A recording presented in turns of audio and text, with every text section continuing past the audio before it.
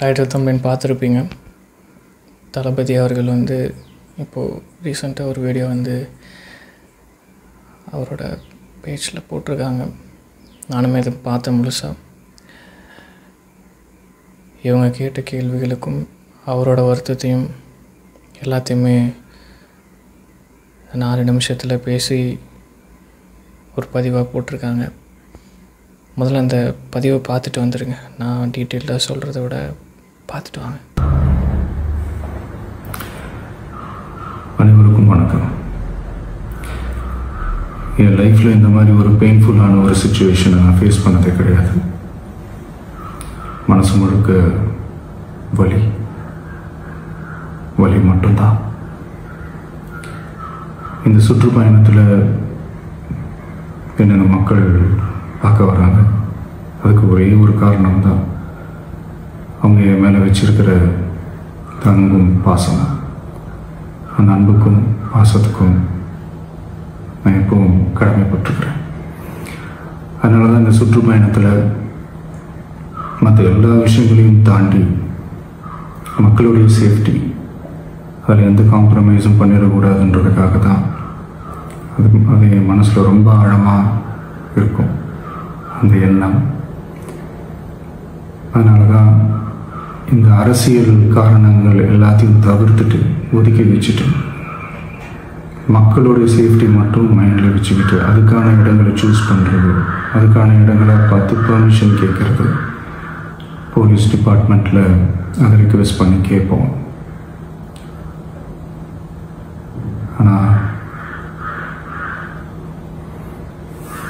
நடக்கக்கூடாதது நடந்துருச்சு. ஆனால் மனுஷன் தானே. அந்த நேரத்தில் அத்தனை பேர் பாதிக்கப்பட்டு இருக்கும்போது எப்படி அந்த ஊரை விட்டுட்டு என்னால் கிளம்பி வர முடியும்? நான் திரும்ப அங்கே போகணும்னு இருந்துச்சுன்னா அது ஒரு காரணம் காட்டி அங்கே வேறு சில பதட்டமான சுச்சுவேஷன்ஸ், வேறு சில அசம்பாவிதங்கள், அந்த மாதிரி எதுவும் நடந்துடக்கூடாதுன்றதுக்காக தான் நான் அவாய்ட் பண்ணேன். இந்த நேரத்தில் சொந்தங்களை இழந்து தவிக்கிற அத்தனை குடும்பங்களுக்கும் என்னுடைய ஆழ்ந்த இரங்கலை தெரிவிச்சுக்கிறேன். எனக்கு தெரியும், என்ன சொன்னாலும் இது ஈடையாகாதுன்னு எனக்கு தெரியும். ஹாஸ்பிட்டலில் ட்ரீட் பண்ணிகிட்ருக்கிற எல்லாருமே சீக்கிரமாக க்யூர் ஆகி வரணுன்றதை இந்த நேரத்தில் நான் வேண்டிக்கிறேன். கூடிய சீக்கிரமே உங்கள் எல்லாரையும் நான் சந்திக்கிறேன். இந்த நேரத்தில் எங்களுடைய வலிகளை, எங்களுடைய நிலைமையை புரிஞ்சுக்கிட்டு எங்களுக்காக பேசின அரசியல் கட்சிகளை சார்ந்த நண்பர்கள், தலைவர்கள் அனைவருக்கும் என்னுடைய நன்றியை தெரிவிச்சுக்கிறேன். கிட்டத்தட்ட ஒரு 5 மாவட்டத்துக்கு பிரச்சாரத்துக்கு போனோம். இந்த மாதிரி எதுவுமே நடக்கல. ஆனால் கரூரில் மட்டும் ஏன் எப்படி நடக்குது? எப்படி நடக்குது? மக்களுக்கு எல்லா உண்மையும் தெரியும். மக்கள் எல்லாத்தையும் பார்த்துக்கிட்டு இருக்கிறாங்க. கரூரை சேர்ந்த அந்த மக்கள் அந்த உண்மையெல்லாம் வெளியில் சொல்லும்போது எனக்கு கடவுளே நேரில் இறங்கி அந்த உண்மைகள்லாம் சொல்கிற மாதிரி எனக்கு தோணுச்சு. சீக்கிரமே எல்லா உண்மைகளும் வெளியில் வரும்.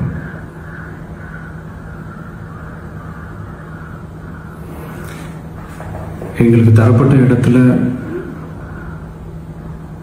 நாங்கள் போய் அந்த ஸ்பாட்டில் நின்று நாங்கள் பேசிட்டோம். அதை தாண்டி எந்த தவறும் எங்கள் சைடில் நாங்கள் எதுவுமே செய்யலை.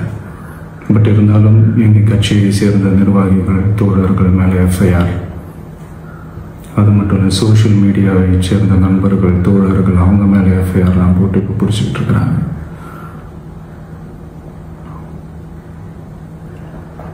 சிஎம் சார், உங்களுக்கு ஏதாவது இந்த பழி வாங்கணும் அப்படின்ற எண்ணம் ஏதாவது இருந்துச்சுன்னா என்ன வேணாலும் பண்ணுங்க.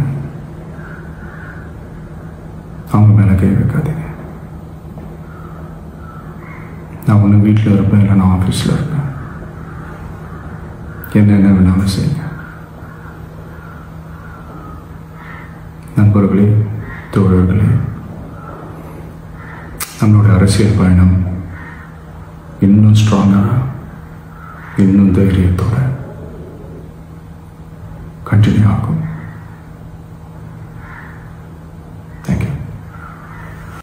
சத்தியமாக இந்த மாதிரி அவரை பார்க்க முடியலை.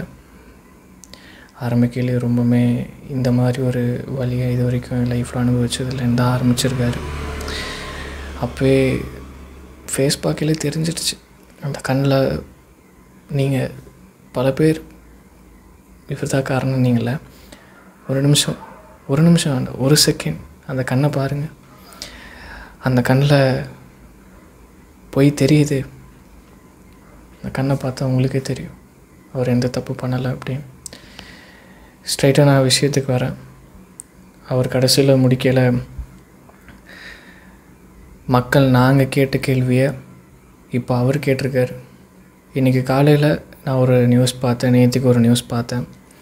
சோஷியல் மீடியாவில் சிஎம் சார் தான் வந்து ஒரு வீடியோவாக போட்டிருந்தார்.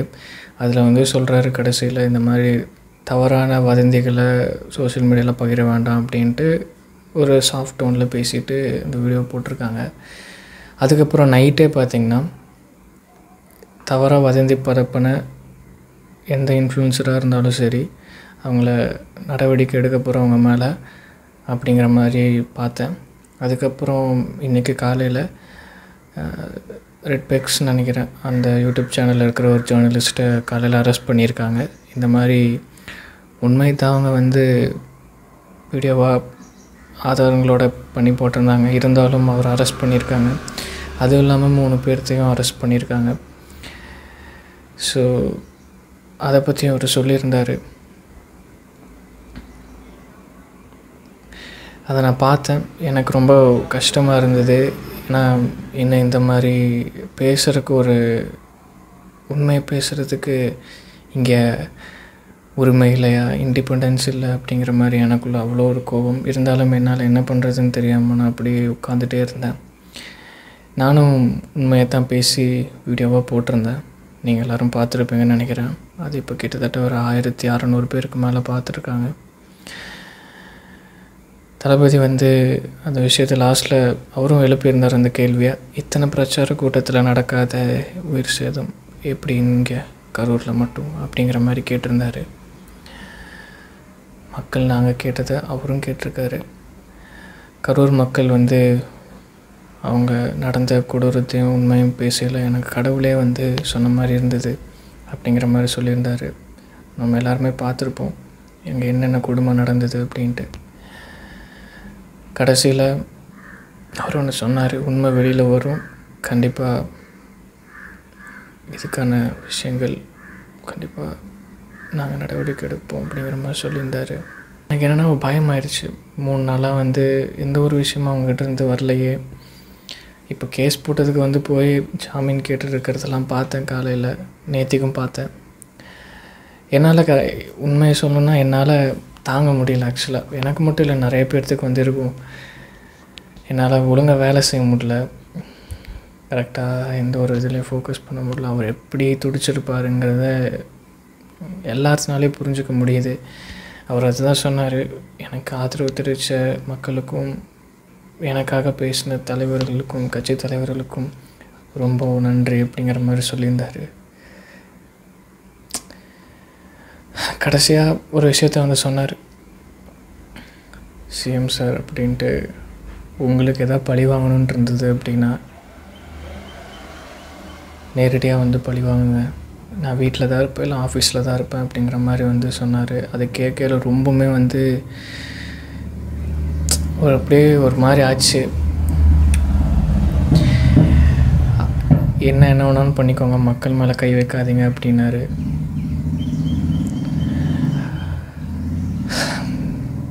ரொம்ப இந்த மாதிரிலாம் நடக்கும்னு அவருமே நினச்சி பார்த்துருக்க மாட்டார். என்னென்னாங்க, அதாவது படத்தில் விட நிஜத்தில் இவ்வளோ மோசமாக நடந்திருக்குன்னு நினைக்கல. இது ரொம்ப ஒரு ஒரு பெரிய விஷயமாக மாறிடுச்சுங்க. ஆனால் கண்டிப்பாக இதுக்கு எல்லாத்துக்குமே ஒரு உண்மை, நீதி, நேர்மை, நியாயம் இதெல்லாமே ஒன்று இருக்குது. கண்டிப்பாக இதெல்லாம் வெளியில் வரும். கண்டிப்பாக அவர் இதுக்கான ஆக்ஷனை அவர் சைட்லேருந்து அவர் எடுப்பார்.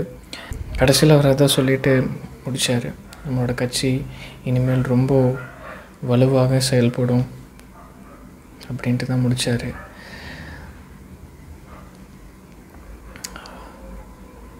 ரொம்ப கஷ்டங்க அரசியல், பார்த்து புரிஞ்சுக்கோங்க.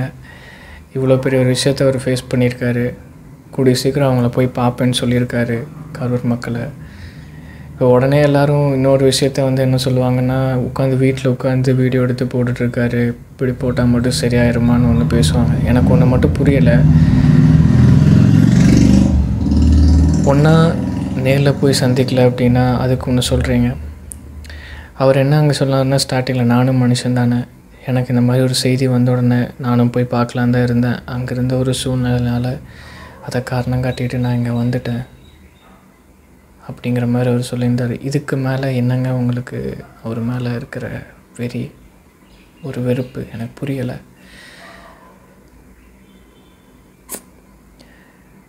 இன்றைக்கி பார்க்குறேன் போஸ்டர் அடித்து ஒட்டியிருக்காங்கங்க. அது எல்லாத்தையுமே பெண்கள், இளைஞர்கள் அது எல்லோரும் கிழிச்சதை பார்க்கல ரொம்ப ஒரு எமோஷ்னலாக இருந்தது. நானும் எங்கள் ஊர் சைடு ஏதாச்சும் ஒட்டியிருக்காங்களான்னு பார்த்துட்டே தான் இன்றைக்கி காலையில் வெளியிலவே போனேன். அந்தளவுக்கு இல்லை. இருந்திருந்தால் நானுமே இன்றைக்கி போய் இந்த போஸ்டர்லாம் கிழிச்சிடலாம் அப்படிங்கிற மாதிரி தான் ஒரு எண்ணத்தில் தான் இன்றைக்கி காலையில் எழுந்திரிச்சு வெளியிலவே போனேன். இதுக்கு மேலே அவர் கண்டிப்பாக ஒரு பெரிய லெவலில் வெளியில் இதுக்காக போராடுவார். இதை முதல்ல இந்த விஷயத்தை அவர் முடிச்சுட்டு தான் அதுக்கப்புறம் தான் மற்ற வேலையை பார்ப்பார். யாரும் அதனால் எதுவும் கவலைப்பட வேண்டாம். நான் அவர் சார்பாக நன்றி தெரிவிச்சுக்கிறேன். அவருக்காக சப்போர்ட் பண்ணதுக்கு எந்த சூழ்நிலையும் அவர் விட்டு கொடுக்காம எத்தனையோ பேர், எத்தனையோ மக்கள் உயிரிழந்த போன வீட்டில் இருந்து பேசினவங்க எல்லாத்துக்குமே இந்த இடத்துல நான் ஒரு மிகப்பெரிய ஒரு நன்றி தெரிவிச்சுக்கிறேன்.